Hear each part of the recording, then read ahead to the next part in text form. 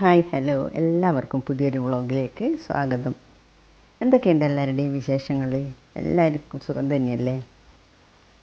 ഇന്ന് ഒരു ഞായറാഴ്ച ദിവസത്തെ കുറച്ച് വിശേഷങ്ങളാണ് ഇന്നത്തെ വ്ളോഗിൽ ഉൾപ്പെടുത്തിയിട്ടുള്ളത്. ഇന്ന് ഞാൻ ബ്രേക്ക്ഫാസ്റ്റിന് നമ്മളെ കോഴിക്കോടിൻ്റെ സ്വന്തം കണ്ണ് വെച്ച പത്തിരിയാണ് ഉണ്ടാക്കുന്നത്. ആദ്യം തന്നെ അതിന് വേണ്ടിയിട്ടുള്ള മാവ് കുഴച്ച് വെക്കുകയാണ്. ഈ പത്തിരി നമുക്ക് 2 തരത്തിലുണ്ടാക്കാം. ഞാനിപ്പോൾ 1.5 കപ്പ് ഗോതമ്പ് പൊടിയും 1 കപ്പ് മൈദയും കൂടി മിക്സ് ചെയ്തിട്ടാണ് ഇത് ഉണ്ടാക്കുന്നത്. ഇത് ഗോതമ്പ് പൊടിയിൽ മാത്രം അല്ലെങ്കിൽ മൈദ മാത്രം കുഴച്ചിട്ടോ നമുക്ക് ഉണ്ടാക്കിയെടുക്കാം. ഇതിലേക്ക് ആവശ്യത്തിനുള്ള ഉപ്പും 1 ടീസ്പൂൺ നെയ്യും കൂടി ചേർത്തിട്ട് നമ്മൾ ചപ്പാത്തിക്കും പൂരിക്കും ഒക്കെ കുഴക്കുന്നത് പോലെ നല്ല സോഫ്റ്റായിട്ട് കുഴച്ച് വെക്കണം.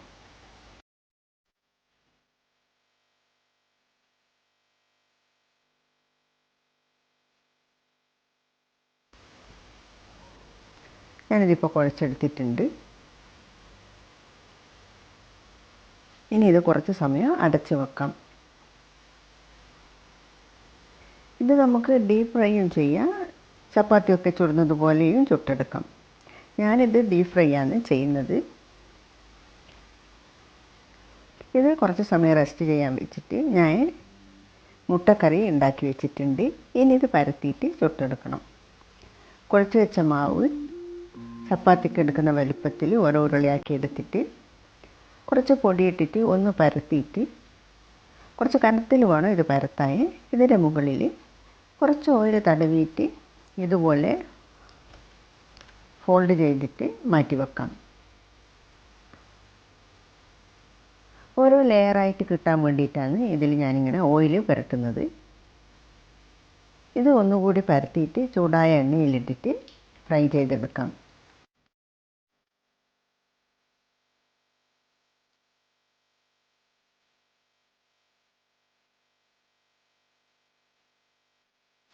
ഞാനിതെല്ലാം ഫ്രൈ ചെയ്തെടുത്തിട്ടുണ്ട്.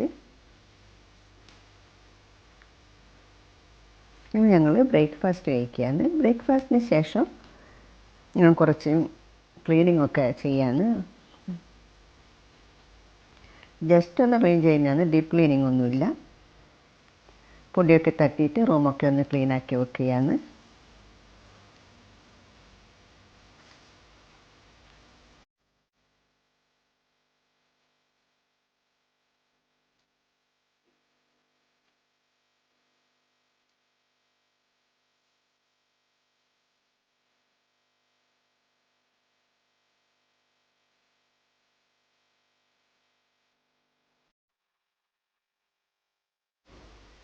ഇനിയിപ്പോൾ ലഞ്ച് ഉണ്ടാക്കണം. ഇന്ന് ലഞ്ചിന് തലശ്ശേരി സ്റ്റൈൽ മട്ടൻ ബിരിയാണിയാണ് ഉണ്ടാക്കുന്നത്.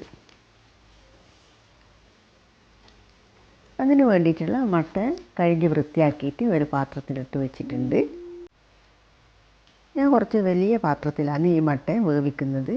ഇതേ പാത്രത്തിൽ തന്നെയാണ് ഞാനിത് ദം ചെയ്യുന്നത്. അതുകൊണ്ടാണ് ഇത്ര വലിയ പാത്രം എടുത്തത്. ഇതൊരു 3/4 കിലോ മട്ടനാണുള്ളത്. ഇതിലേക്ക് 3 സവാള ഫ്രൈ ചെയ്തത് കൈകൊണ്ടൊന്ന് പൊടിച്ചിട്ട് അത് ചേർത്ത് കൊടുക്കാം.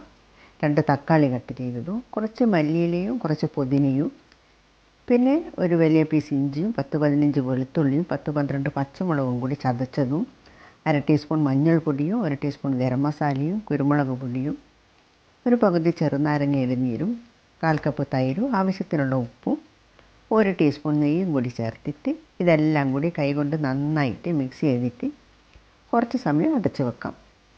ഇതൊരു അരമണിക്കൂറോ 1 മണിക്കൂറോ വെച്ച ശേഷം വേവിച്ചെടുത്താൽ മതി. ഞാനൊരു അരമണിക്കൂറിന് ശേഷമാണ് ഇത് വേവിച്ചെടുക്കുന്നത്. ആദ്യം 5 മിനിറ്റ് ഹൈ ഫ്ലെയിമിൽ വെച്ചിട്ട് ഒന്ന് തിളച്ച് വന്നാൽ ഫ്ലെയിം കുറച്ച് വെച്ചിട്ട് ഒരു 40-45 മിനിറ്റ് ഇത് വേവിച്ചെടുക്കണം. ഇപ്പോൾ മട്ടൻ വേവിക്കാൻ വെച്ചിട്ട് 40 മിനിറ്റ് ആയിട്ടുണ്ട്. ഇത് തുറന്നിട്ട് ഒന്ന് ഇളക്കി കൊടുക്കാം. ഇപ്പോൾ വെള്ളമൊക്കെ വറ്റി മട്ടൻ ഒന്ന് വെന്ത് വന്നിട്ടുണ്ട്.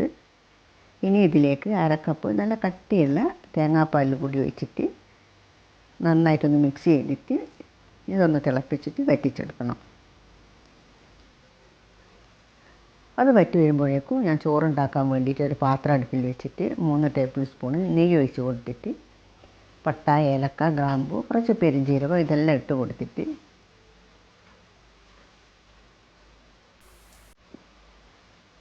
അതൊന്ന് പൊട്ടി വന്നപ്പോൾ കഴുകിയിട്ട് വെള്ളം വാർത്ത് വെച്ച ജീരകശാല അരി ഇട്ട് കൊടുത്തിട്ടുണ്ട്.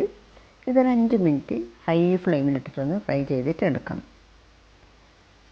ഇതിലേക്ക് ഇനി ചൂടുവെള്ളം ഒഴിച്ച് കൊടുക്കണം.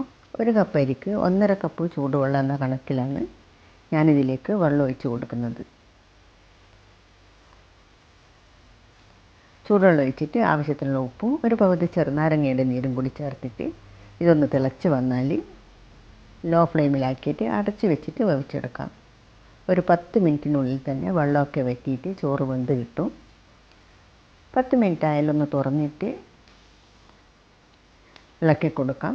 ഇനി ഇത് ദം ചെയ്യാം. ദം ചെയ്യുമ്പോൾ മസാലക്കും നല്ല ചൂടുണ്ടാകണം. മട്ടൻ മസാലയിലേക്ക് പകുതി ചോറിട്ട് കൊടുക്കാം. അതിൻ്റെ മുകളിലായിട്ട് ഫ്രൈ ചെയ്ത് വെച്ച സവാള, കാഷ്യൂ, റൈസിൻസ്, കുറച്ച് ബിരിയാണി മസാല, കുറച്ച് മല്ലിയില ഇതെല്ലാം കൂടി മിക്സ് ചെയ്ത് വെച്ചിട്ടുണ്ട്. അത് കുറച്ചിട്ട് കൊടുക്കാം. കുറച്ച് നെയ്യ് കൂടി ചേർത്ത് കൊടുത്തിട്ട് അതിൻ്റെ മുകളിലായിട്ട് ബാക്കി ചോറിട്ട് കൊടുത്തിട്ട് കുറച്ച് റോസ് വാട്ടറിൽ മഞ്ഞൾ മിക്സ് ചെയ്ത് വെച്ചിട്ടുണ്ട്. അത് അവിടെ ആയിട്ടൊന്ന് ഒഴിച്ച് കൊടുക്കാം. ചോറിന് അവിടെ ആയിട്ട് ഒരു മഞ്ഞ കളറ് കിട്ടാൻ വേണ്ടിയിട്ടാണ് ഇതുപോലെ ചെയ്യുന്നത്. അതിൻ്റെ മുകളിൽ ഫ്രൈ ചെയ്ത് വെച്ച കാഷ്യൂ ആദ്യം ഇട്ട് കൊടുത്ത പോലെ തന്നെ കാഷ്യൂ, റൈസിൻസ് എല്ലാം ഇട്ട് കൊടുത്തിട്ട് കുറച്ച് നെയ്യും കൂടി ചേർത്തിട്ട് അടച്ച് വെച്ചിട്ട് നന്നായിട്ട് ചൂടായ ഒരു പഴയ ദോശക്കല്ലിൻ്റെ മുകളിൽ ഈ പാത്രം വെച്ച് കൊടുക്കാം. ഇനി ഇത് ലോ ഫ്ലെയിമിലാക്കിയിട്ട് ഒരു 25 മിനിറ്റ് അടച്ച് വെച്ച ശേഷം നമുക്കിതെടുത്തിട്ട് സെർവ് ചെയ്യാം. അങ്ങനെ ഇന്നത്തെ ലഞ്ച് റെഡി ആയിട്ടുണ്ട്. ഇനി ഞങ്ങൾ ലഞ്ച് കഴിക്കാൻ. ഇത്രയേ ഉള്ളൂ ഇന്നത്തെ വിശേഷങ്ങൾ. ഇന്നത്തെ വ്ളോഗ് നിങ്ങൾക്കെല്ലാവർക്കും ഇഷ്ടമായെന്ന് കരുതുന്നു. പുതിയൊരു വ്ളോഗുമായി വീണ്ടും വരാം. Thank you.